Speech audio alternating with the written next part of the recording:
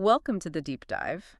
Today we're opening up a really specific and pretty astonishing piece of history. Yes, it's a story of resistance from inside the Soviet Gulag system, drawn from the memoir of Yosef Menndelevich. Right. If you know anything about the Soviet Jewish struggle, you definitely know his name. He was a key figure in that whole airplane affair. But we're not actually focusing on the escape attempt today. No, our mission here is much more targeted. We're tracing the single act of defiance he mounted years later, deep inside the hard Gulag system. And it's quite something. It wasn't a protest for, better food or basic survival needs. Not at all. It was a 100-day hunger strike.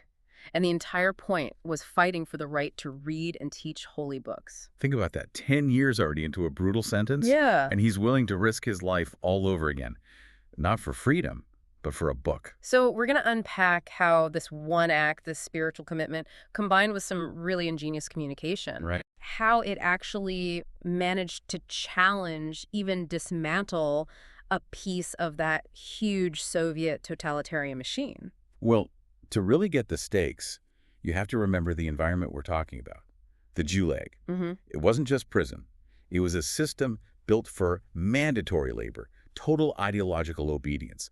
The whole point was building communism. So any sign of independent thought was dangerous. Extremely dangerous, especially organized faith.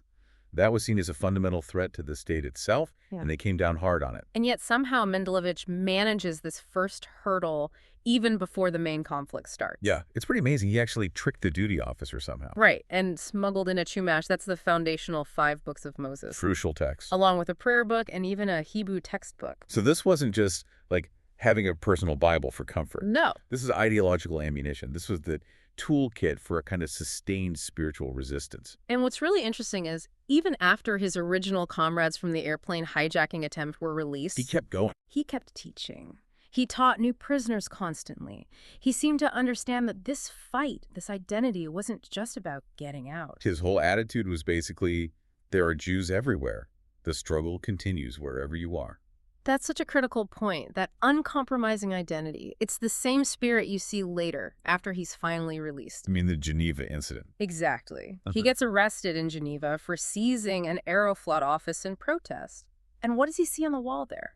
Graffiti. Saying what? What? You thought there are no Israelis here.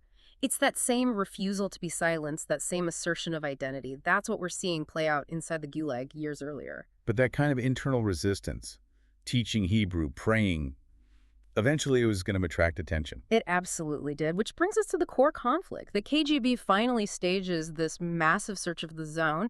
They're looking for evidence of, illegal teaching. And of course, they find the books. They find the books, seize them immediately, and the label, anti-Soviet literature. Right.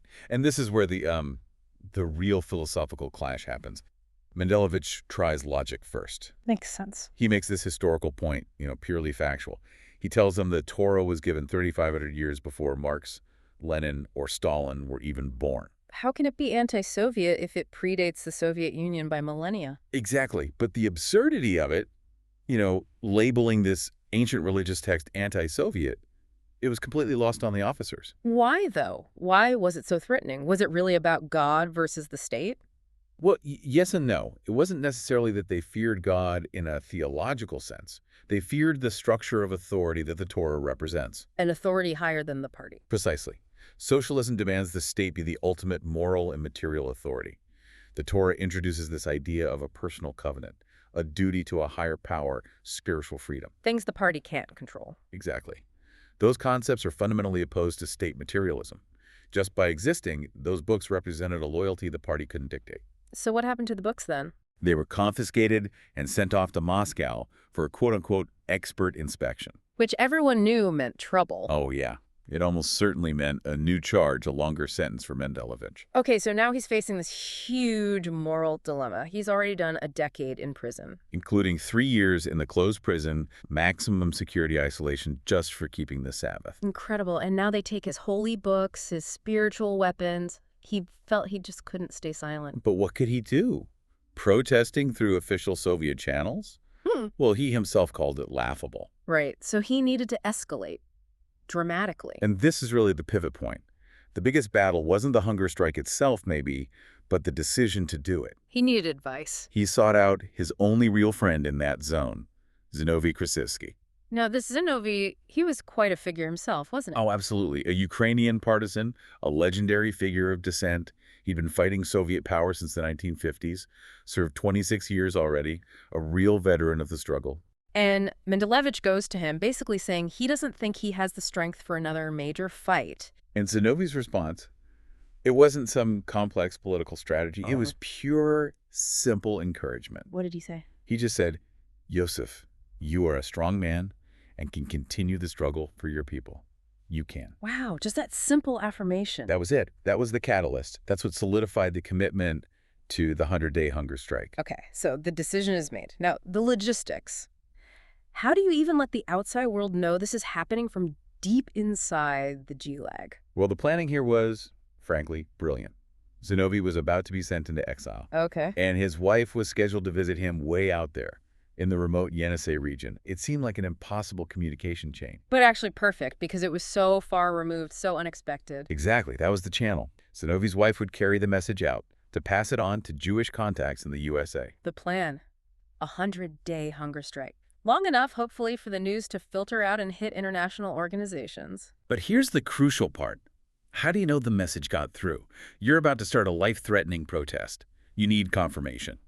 Right, especially through the most heavily censored mail system imaginable. You can't just wait for a letter saying, got your message about the hunger strike? No way. Yeah. He needed a signal the guards wouldn't suspect, something they'd just pass along. So what did they arrange? He told the refuseniks in Moscow to send him a postcard.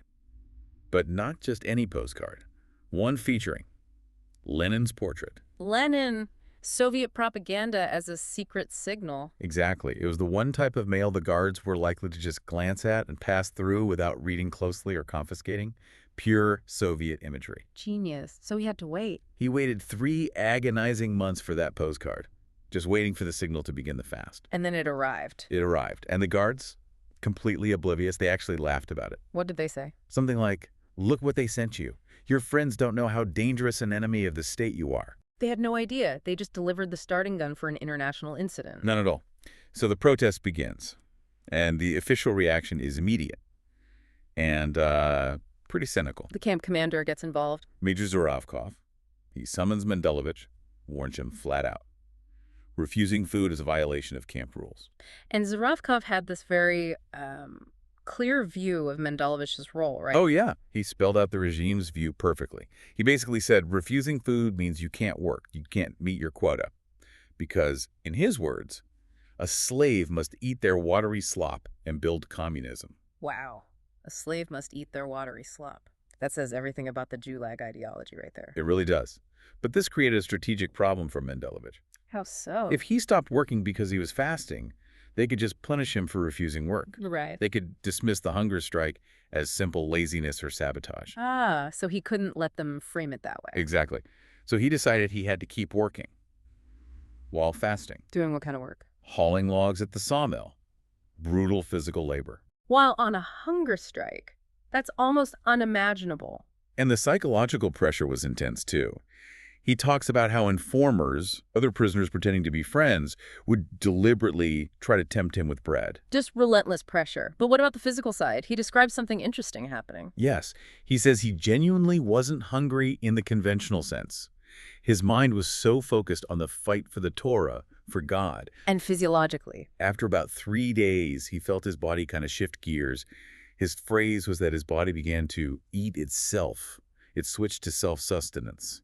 Okay, so he's working, fasting, resisting temptation, and then something unexpected happens because of Gulag rules. Right. It's a bit ironic. Yeah. By the 3rd week, the camp medics officially confirmed he wasn't, in fact, genuinely fasting. And protocol dictated. Protocol demanded that a prisoner, confirmed to be fasting, had to be moved to a separate cell under constant medical supervision. Which sounds bad, but was actually. A huge strategic advantage. It was unintentional, of course, but it was like being sent to a bizarre kind of rest home. How so? Suddenly, he didn't have to report to the sawmill anymore. He didn't have to do the forced labor. So he could focus. He could pray freely, contemplate.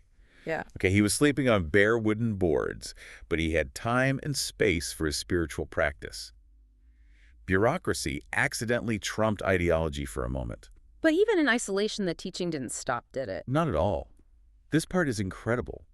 In the cell right next to his was one of his students, Dan Ehrenberg. Dan Ehrenberg, he's in Dallas now, right? That's him.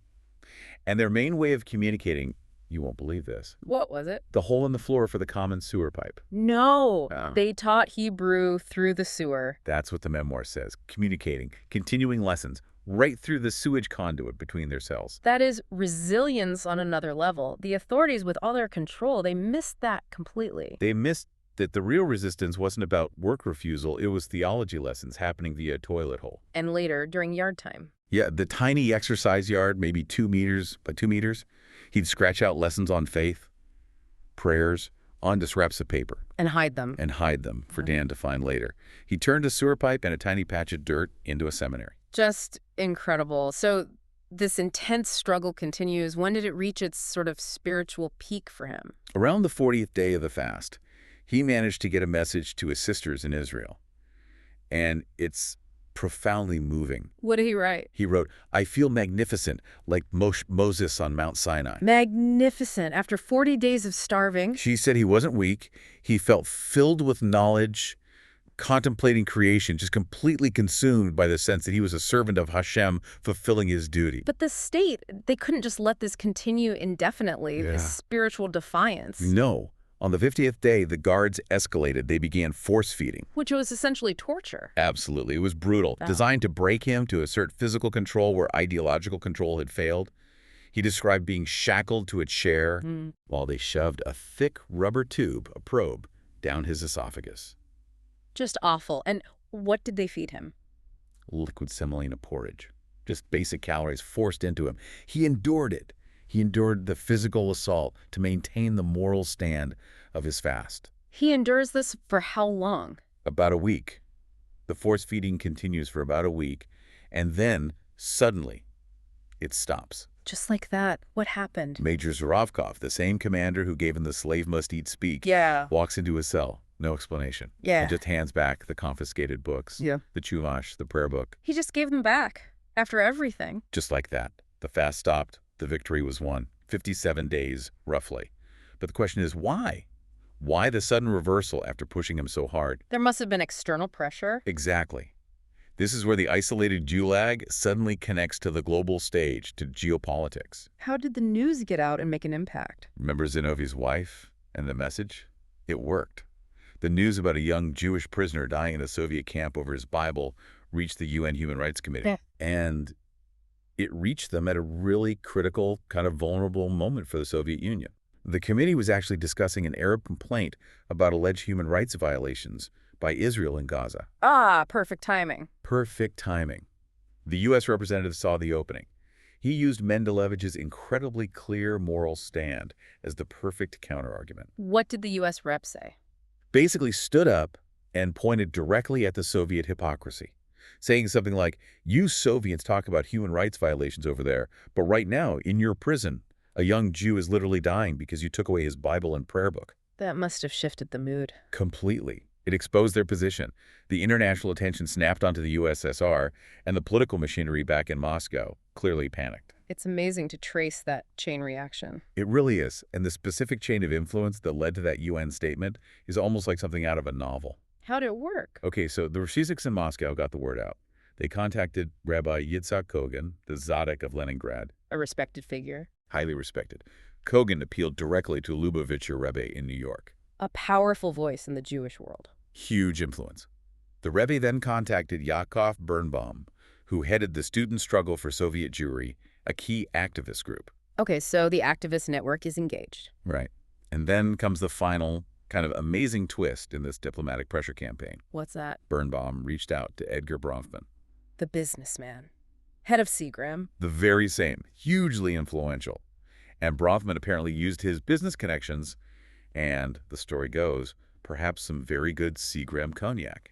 A little liquid diplomacy. It seems so. He used that leverage to lobby the Soviet ambassador in the U.S. to Brennan. You're kidding. From a confiscated Chumash in Siberia to UN statements and potentially cognac diplomacy in Washington. That's the chain. Intense global diplomacy, moral outrage, grassroots activism, religious leadership, and maybe, just maybe, the economic clout of a major liquor company. The message must have gotten through loud and clear to Moscow. Absolutely. The political cost of keeping those books, of letting Mendelevich die, suddenly became much higher than the cost of just giving them back. So the books are returned. What happens to Mendelevich next? About 3 months after the books came back, he finds himself transferred to the Lefortovo KGB prison in Moscow. Right. He's informed he's being expelled from the Soviet Union, the official reason, for actions dishonoring the dignity of a Soviet citizen. Dishonoring dignity by demanding religious freedom, he was free. He was free. And his own reflection on why this all happened, it's really profound. It's central to his memoir. How did he see it? He didn't view the confiscation as just bad luck or routine oppression.